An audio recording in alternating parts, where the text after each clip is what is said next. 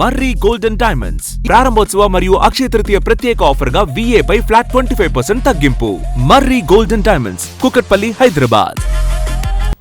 Iran పోర్టుల దిగ్బంధనానికి America అధ్యక్షుడు ట్రంప్ ఆదేశాలు జారీ చేసినా అత్యంత కీలకమైన హర్మూజ్ జలసంధిలో ఆ ప్రభావం మొదటి రోజు పెద్దగా కనిపించలేదని డేటా చెబుతోంది.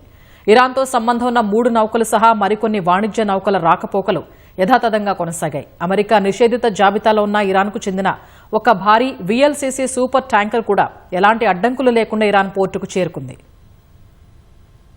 ఇరాన్పై అమెరికా ప్రకటించిన దిగ్బంధనం మిశ్రమ ఫలితాలనిస్తోంది. తొలి 24 గంటల్లో తమ బ్లాకేడ్ ను దాటి ఏ నౌక వెళ్లలేదని యుఎస్ సెంట్రల్ కమాండ్ ప్రకటించింది. తమ ఆదేశాలకు కట్టుబడి 6 నౌకలు వెనక్కి మళ్లీ ఇరాన్ పోర్టులకు చేరుకున్నాయని వెల్లడించింది. అయితే క్షేత్రస్థాయిలో గణాంకాలు మాత్రం మరోలా ఉన్నాయి. ఇరాన్తో సంబంధం ఉన్న 3 నౌకలు ఎలాంటి అడ్డంకులు లేకుండా సురక్షితంగా హర్మూజ్ జలసంధిని దాటాయి. పనామా జెండాతో ఉన్న పీస్ గల్ఫ్, రష్యా, ఇరాన్ చమురును రవాణా చేసే మురళీ కిషన్, అమెరికా ఆంక్షలు ఎదుర్కొంటున్న చైనాకు చెందిన రిచ్ స్టారీ నౌకలు తమ గమ్యస్థానాలకు పయనమయ్యాయి. వీటితో పాటు మరో 5 నౌకలు కూడా జలసంధి గుండా వెళ్లినట్లు డేటా స్పష్టం చేసింది.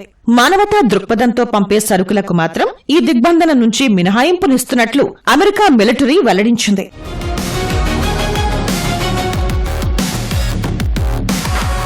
అమెరికా నిషేధిత జాబితాలో ఉన్న ఒక భారీ ఇరాన్ VLCC సూపర్ ట్యాంకర్ ఎలాంటి దాపరికాలు లేకుండా బహిరంగంగా సముద్రయానం చేసింది.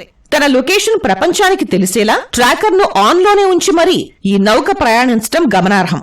అంతర్జాతీయ జలాలతో పాటు అత్యంత వ్యూహాత్మకమైన హర్మూజ్ జలసంధిని దాటుకుని ఇది సురక్షితంగా ఇరాన్ తీరానికి చేరుకున్నట్లు ముంబైలో ఇరాన్ కాన్సులేట్ జనరల్ పేర్కొంది. తద్వారా అమెరికా ఆర్థిక ఆంక్షలు తమ నౌకాదళ సార్వభౌమాధికారాన్ని అడ్డుకోలేవని ఇరాన్ పరోక్షంగా గట్టి సందేశాన్ని పంపినట్లయింది.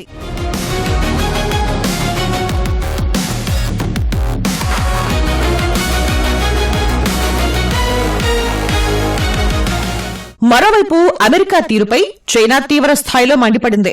ఇరాన్ పోర్టుల దిగ్బంధనం ప్రమాదకరం, బాధ్యతా రాహిత్యమని చైనా విదేశాంగ శాఖ విమర్శించింది.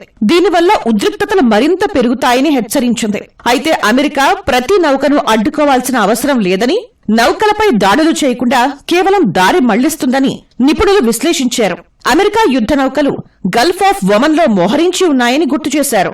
దిగ్బంధనం మొదలైనప్పటి నుంచి వార్ రిస్క్ ఇన్సూరెన్స్ ఖర్చులు పెరగకపోయినా ఇప్పటికే అవి లక్షల డాలర్ల అదనపు భారాన్ని మోపుతున్నాయని పరిశ్రమ వర్గాలు ఆందోళన వ్యక్తం చేస్తున్నాయి.